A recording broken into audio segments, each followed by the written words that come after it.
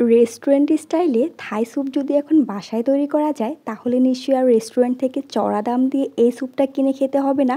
আর আমি আজকে আপনাদের সাথে তেমনই খুব সহজ একটা রেসিপি শেয়ার করব।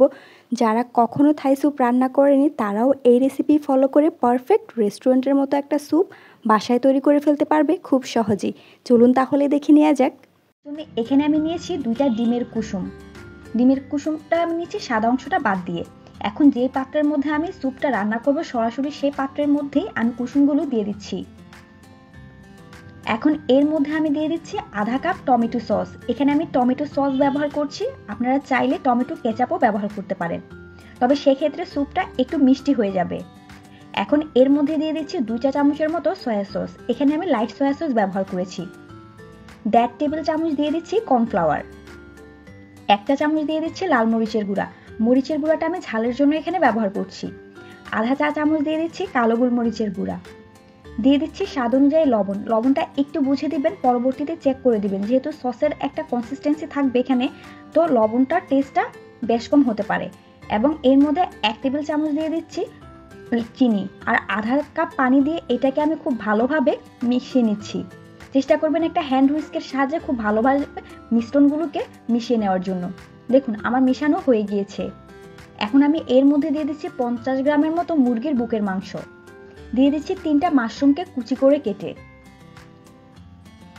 এখানে আমি আদা দিয়েছি পাতলা করে স্লাইস করে কেটে।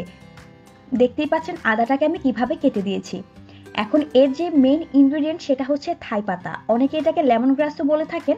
এটা আমি ছাদের টবে আছে, আমি আপনাদেরকে এই গাছটা দেখিয়ে দিচ্ছি। আপনারা চাইলে যে কোনো সুপার শপে কিংবা নার্সারিতে এটা পেয়ে যাবেন। এখন এটাকে আমি টুকরো টুকরো করে কেটে নিচ্ছি। দেখতেই পাচ্ছেন এটাকে আমি কতটুকু সাইজে এবং কিভাবে কেটে নিচ্ছি। একটা গাছকে আমি খুব ভালোভাবে সুন্দর করে ধুয়ে পরিষ্কার করে এটাকে টুকরো করে কেটে নিয়েছি। এখন এটা আমি সরাসরি এই সসের মিশ্রণটাতে দিয়ে দিচ্ছি। এখন এর মধ্যে আমি দিয়ে দিচ্ছি 4 কাপ পানি। এখানে আমি যেহেতু 1:3 স্যুপ তৈরি করছি সেজন্য এখানে আমি পানির পরিমাণটা 4 কাপ দিচ্ছি। আর আমি যে পরিমাণে এখানে ইনগ্রেডিয়েন্ট ব্যবহার করেছি 4 কাপ পানি এর জন্য এনাফ। এখানে যেহেতু আমি পানি ব্যবহার করেছি, কোনো চিকেন স্টক ব্যবহার করিনি, সেজন্য এখানে আমি একটা চিকেন কিউব দিয়ে দিচ্ছি। আপনারা যদি চিকেন স্টক ব্যবহার করেন সেক্ষেত্রে চিকেন কিউবের কোনো প্রয়োজন নেই। আমি আবার ওটাকে সামান্য একটু নেড়েচেড়ে মিশিয়ে দিচ্ছি। মিশানো হয়ে গেলে এখন চুলায় মিডিয়াম হিটে এটাকে আমি 15 মিনিটের মতো অনবরত নেড়ে এভাবে জাল করতে থাকবো। দেখুন 15 মিনিট পর স্যুপের কালারটা চেঞ্জ হয়ে গিয়েছে এবং এটা অনেকটাই সবগুলো ইনগ্রেডিয়েন্ট সিদ্ধ হয়ে গিয়েছে এবং অনেকটা ঘন হয়ে গিয়েছে। এ পর্যায়ে এর মধ্যে আমি দিয়ে দিচ্ছি 2টা কাঁচামরিচ কুচি। কাঁচামরিচটা আমি একটু বড় করে কেটে নিয়েছি। দিয়ে দিচ্ছি 2 চা চামচের মতো লেবুর রস। দিয়ে দিচ্ছি 2 চা চামচের মতো বাটার। এখন সবগুলো ইনগ্রেডিয়েন্টকে আবারও একটু নেড়েচেড়ে মিশিয়ে দিব। এভাবে আমি লো হিটে আরও 5 মিনিট রান্না করব। দেখুন 5 মিনিট পর আমার স্যুপটা কিন্তু পরিবেশনের জন্য রেডি হয়ে গিয়েছে। স্যুপটা একদম পারফেক্টলি এর কনসিস্টেন্সিতে চলে এসেছে। এখন এটাকে সার্ভ করছি।